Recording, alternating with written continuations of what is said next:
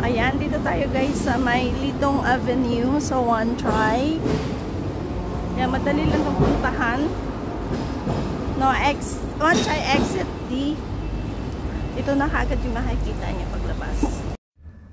Ayan, dito na tayo sa may One Try exit D. So, madali lang to. Sundan nyo lang tong nilalakaran natin sa loob ng shopping mall ng Litong Avenue. So, ayan, paglabas nyo lang dyan sa may escalator na yan, ito na kaagad ang bubungad sa inyo.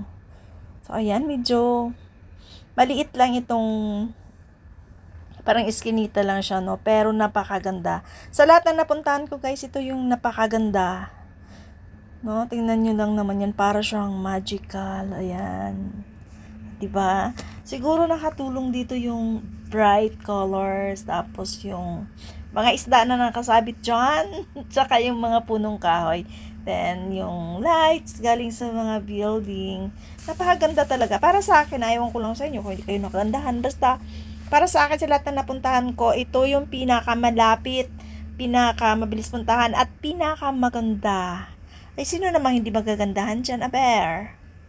O, diba? So, kung trip yung puntahan, at ayaw nyo ng malayo, dito na lang kayo guys. Napakaganda na talaga. Wala nga lang masyadong tambayan dyan kasi ilan lang yung mga bench nila.